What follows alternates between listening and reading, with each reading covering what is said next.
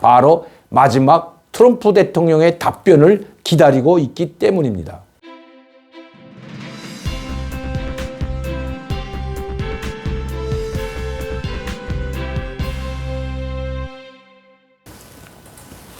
안녕하십니까 여러분. 강명대TV 자유조선을 시작하겠습니다. 북한이 잠잠해 보입니다. 마치도 고요한 침묵이 흐르는 것처럼 조용해졌습니다. 그렇다면 남북한의 군사적 긴장이 수면 아래로 가라앉고 한반도에 정말 평화가 오는 것일까요? 천만의 말씀입니다. 지금 북한은 더 큰 한 방울 준비하기 위해서 장고에 들어갔다고 해도 과언이 아닙니다.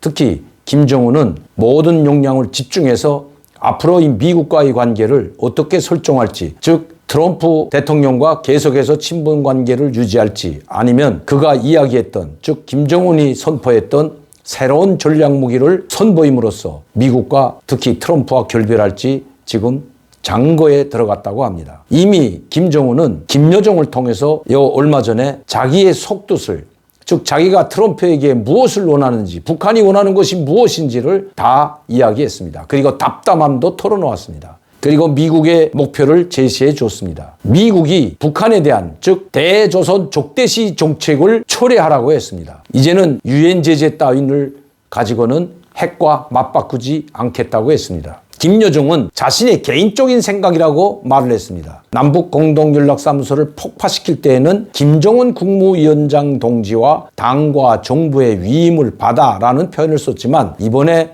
트럼프 대통령에 대한 담화문은 자기 개인적인 담화문이라고, 개인적인 성명이라고 찍어서 말했습니다. 다시 말씀드리면 김정은의 개인적 생각을 김여정을 통해서 말했다고 해야 맞을 겁니다. 엄청난 분량의 담화문을 발표했습니다. 거기서 주된 목적은 그들이 바라는 첫 번째가 바로 대조선 적대시 정책이었습니다. 더 큰 것을 요구하고 나섰다는 것입니다. 트럼프 대통령은 이것을 받아들일 수가 없는 것입니다.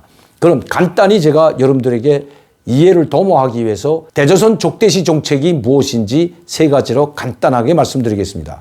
우선 첫 번째로 한미 군사훈련을 중단하라는 것입니다. 미군 철거라는 말은 없습니다. 대조선 족대시 정책 안에는 바로 한미 군사훈련, 모든 군사훈련을 중단하라는 것입니다. 둘째로 국가로서 인정해달라는 것입니다. 북한을 테러 지원국이나 종교, 인권 탄압 국가로 이야기하지 말고 정상적인 국가로 인정해달라는 것입니다. 그 이면에는 바로 미국과의 국교 정상화의 뜻을 말합니다. 즉 미국과 대사국 외교관계를 맺자는 것입니다. 자기네들 정상적인 국가면 대사국 외교관계를 설정해야 된다는 것입니다. 자, 세 번째는 휴전협정, 70년 동안 맹물단지가 된, 즉 아무런 효과도 없는 70년 동안 평화가 정착됐다고 북한은 이야기합니다.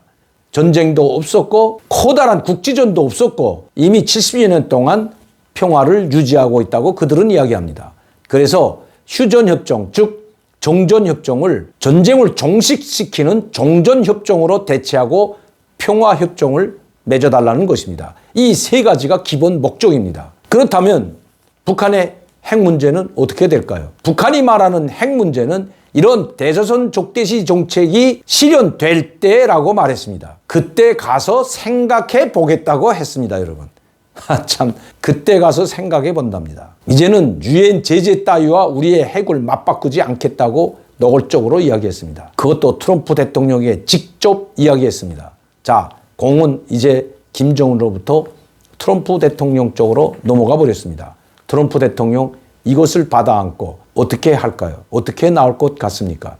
여러분, 유엔 제재도 완전히 풀어주는 것이 아니고 북한이 영변 핵단지에 그리고 플러스 알파가 된다면 유엔 제재에서 한 30-40% 정도를 풀어줄 수 있다는 것이 트럼프 대통령의 제안이었습니다. 다 완벽하게 풀어주진 못하겠다. 왜냐하면 완벽하게 풀어줄 때에는 북한이 완전히 검증 가능하고 되돌릴 수 없는 불가역적인 핵폐기를 이루어질 때만이 완전한 제재를 풀겠다고 했습니다. 그때 가서 북한의 외교관계나 정상적인 국가로서의 북한을 한번 생각해 보겠다는 것이 트럼프 대통령입니다. 이 트럼프 대통령의 이 생각은 개인 생각이 아니라 트럼프 대통령을 보좌하고 있는 모든 전략연구소들, 그리고 미중앙정보국과 국가안보국, 국가정보국, 이러한 싱크탱크들이 만든 제안이라고 저는 생각합니다.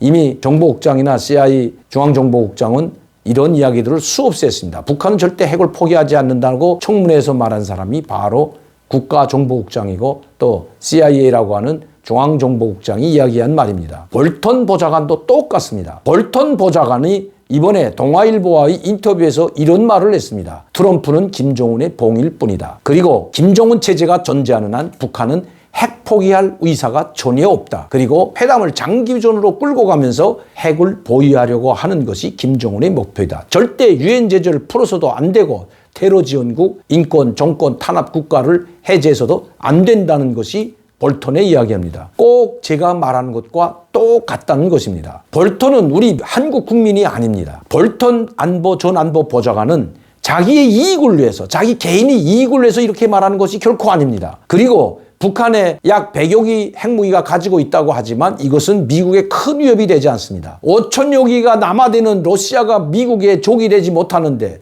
즉 상대가 되지 못하고 있는데 어떻게 100여 개에 달하는 이 핵이 미국을 위협할 수가 있겠습니까? 그럼 볼턴 보좌관이 말하는 핵폐기는 절대 안 된다는 건 무엇을 이야기하는 것일까요? 바로 우리 한국의 입장에 서서 이야기하는 것입니다. 한국 국민들, 특히 우리 국민들이 북한의 핵의 노예로 전락될 수 있다는 것을 이야기하고 있기 때문에 절대 그렇게 해서는 안 된다는 것입니다. 참 이분이 자기의 용달과 개인의 용달과 그리고 출세와 명예를 바랐다면 김정은의 영변 핵단지 폐기설과 그리고 그 보따리를 들고 왔을 때 아마 빅딜을 했을 수도 있다는 것입니다. 자기의 개인의 용달과 개인의 명예를 생각했다면 북한이 큰 것을 양보했다고 하고 자기의 손가락 만들어서 유엔 제재의 100%는 아니라도 50% 60%는 풀어줄 능력도 있는 사람이 바로 볼턴 전 안보 보좌관입니다. 상당히 이분은 총명할 뿐만 아니라 선견지명이 있는 분입니다. 이미 볼턴 전 안보 보좌관은 20대 중반의 나이에 변호사가 되었고 그때부터 미국을 움직이는 몇 안 되는 그 그룹의 한 성원이었습니다. 특히 미 백악관 전 국가안보 보좌관이었던 볼턴은 40대 초반의 나이에 국제안보 담당 차관을 지냈고 그리고 2001년도에는 국무부 군축 및 국제안보 담당 차관을 지냈던 아주 엘리트 중에서도 엘리트에 속하는 그런 분이었습니다. 정말 그 경력만 보더라도 특히 유엔 주재 미국 대사를 지냈고 그 이후에는 바로 트럼프 대통령의 국가안보보좌관의 막중한 임무를 맡고 잘 수행해 왔습니다. 특히 북한의 핵 문제에 대해서는 절대로 용납해서는 안 된다는 입장을 견지해왔던 시종일관하게 견지했던 사람이 바로 전 볼턴 보좌관이었습니다. 이분이 왜 트럼프 대통령과 결별하여 트럼프의 반기를 들었을까요? 트럼프 밑에서 국가안보보좌관을 할 때 트럼프 대통령의 입장을 너무나도 잘 알기 때문입니다. 특히 북한에 대한 입장, 즉 김정은에 대한 입장이 아주 애매모호하기 때문입니다.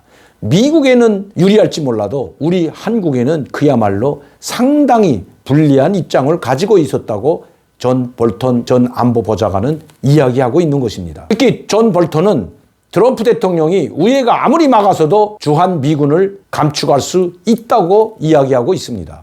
이 국제정세가 지금 엄중한 상황에서 주한 미군을 감축하게 된다면 어떻게 되겠습니까? 전 볼턴 전 국가안보보좌관은 우리 국가의 안보와 국민의 생명과 안전을 지키는 데 있어서 가장 중요한 역할을 했던 것이 사실입니다. 트럼프 대통령을 비난한 책을 썼는데 그 책에는 정말 끔찍한 일들이 벌어지고 있다는 것을 쓰고 있습니다. 특히 김정은에 대해서 트럼프가 완전히 실수하고 있다고 이야기하고 있습니다. 또한 이번 10월 달에 김정은과 자기의 지지도가 떨어지게 된다면 깜짝 정상회담도 할 수 있다고 우려하고 있습니다. 이 깜짝 정상회담을 하게 된다면 그것은 우리 자유 대한민국에는 상당히 불행한 날이 될 것입니다. 왜냐하면 트럼프가 이번에 만나게 된다면 그냥 회담을 위한 회담이 아니라 뭔가 풀어주기를 약속하고 만나기 때문입니다. 특히 김정은은 이번에는 트럼프 대통령이 만나자고 한다면 무슨 보따리를 가지고 오는지 그 먼저 풀어보고 답변을 하려고 하기 때문입니다. 김정은이 바로 이것을 노리고 있다는 것입니다. 그래서 김정은은 자기가 이런 말을 하지 못하고 김여정을 시켜서 자기가 속에 품은 모든 말을 쏟아냈던 것입니다. 트럼프 대통령은 아마 김정은을 쉽게 버리지 못할 겁니다. 특히 이번 대선에서 지금 트럼프 대통령은 조 바이든에게 밀리고 있는 형편입니다. 코로나19 사태, 미국의 경제 추락, 많은 사건들이 있지만 공화당 의원들까지 반발하고 있는 사건이 또 터졌기 때문입니다. 바로 자기 측근인 스톤을 사면해버렸습니다. 그렇게 공화당 내에서도 반대하고 있는데 결국 대통령 권한을 이용해서 사면했습니다. 지금 공화당 내에서도 이번 선거는 물 건너갔다는 이야기가 나올 정도로 트럼프 대통령에게는 상당히 불리하다는 것입니다. 트럼프 대통령이 불리하면 불리할수록 김정은에 대한 카드를 더 많이 만지작거릴 수가 있다는 것입니다. 두 번의 정상회담과 깜짝 쇼였던 정상의 만남, 판문점에서의 만남, 정말 깜짝 만남이었다고 이야기하지만 이미 다 계획된 쇼였습니다. 그와 같이 트럼프 대통령은 또다시 깜짝 만남을 통해서 이번에 미북 회담의 성과를 이끌어내려 하고 있기 때문입니다. 그렇다면 유엔 제재는 또다시 물 건너 갈 수가 있습니다. 미국이 풀어주자고 한다면 유엔 제재는 아마 이스나마나한 제재가 될 것입니다. 영국과 프랑스를 비롯한 자유 서방 국가들이 반대를 하더라도 통과되지 않는다면 미국은 미국 자체로 규제하고 있는 대북 제재를 풀어줄 수가 있다는 것입니다. 이렇게 된다면 유엔 제재는 이스나마나한 호수아비 제재가 될 것이기 때문입니다. 제가 우려하는 것은 바로 이것입니다. 김정은이 지금 장고에 들어간 원인도 또 그렇게 미사일을 쏴대던 김정은이 미사일을 쏘지 않고 기다리고 있는 것도 바로 마지막 트럼프 대통령의 답변을 기다리고 있기 때문입니다. 지금 북한 김정은은 코너에 몰릴 대로 몰려 있습니다. 여러분들도 이번에 뉴스를 통해서 아셨겠지만 지금 설탕과 콩기름 그리고 밀가루를 실은 열차 약 8방통이 중국에서 북한으로 들어가서 방역을 하던 과정에 불이 났습니다.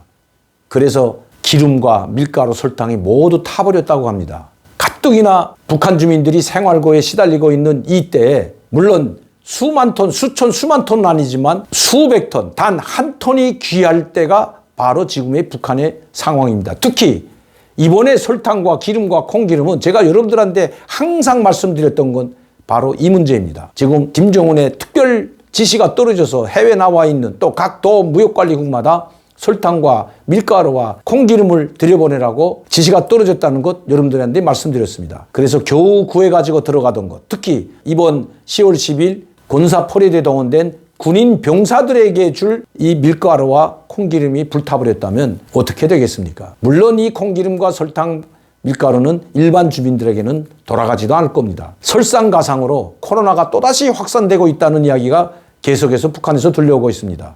경제는 추락하고 코로나는 확산되고 인민들의 생활고는 하늘을 찌를 듯하고 거기에 그나마 중국에서 들여오던 콩기름과 설탕과 밀가루 수백 톤이 다 불타버렸습니다.